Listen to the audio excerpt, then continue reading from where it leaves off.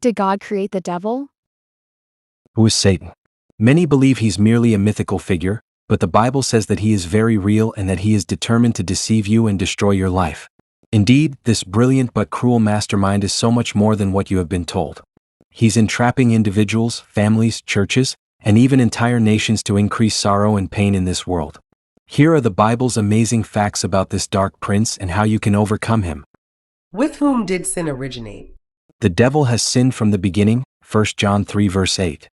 That serpent of old, called the devil and Satan, Revelation 12 verse 9. Satan, who is also called the devil, is the originator of sin. Without the Bible, the origin of evil would remain unexplained. What was Satan's name before he sinned? Where was he living? How you are fallen from heaven, O Lucifer, son of the morning. Isaiah 14 verse 12. Jesus said to them, I saw Satan fall like lightning from heaven, Luke 10 verse 18. You were on the holy mountain of God, Ezekiel 28 verse 14. Satan's name was Lucifer, and he was living in heaven. Lucifer is also symbolized by the king of Babylon in Isaiah 14 and as the prince of Tyre in Ezekiel 28. What was Lucifer's origin? How does the Bible describe him? You were created, Ezekiel 28 verse 15. You were the seal of perfection, full of wisdom and perfect in beauty. Every precious stone was your covering. The workmanship of your timbrels and pipes was prepared for you on the day you were created. You were perfect in your ways from the day you were created, till iniquity was found in you, Ezekiel 28 verses 12 and 13-15.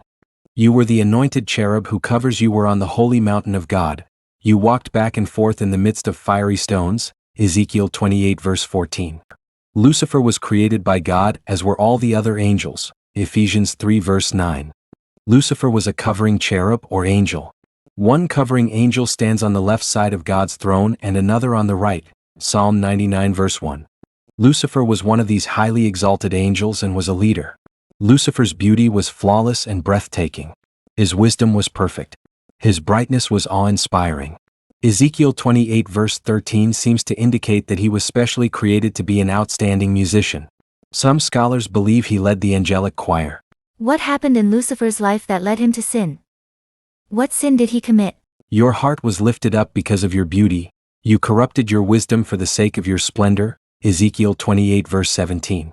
You have said in your heart, I will exalt my throne above the stars of God. I will be like the Most High, Isaiah 14 verses 13 and 14. Pride, jealousy, and discontent arose in Lucifer's heart.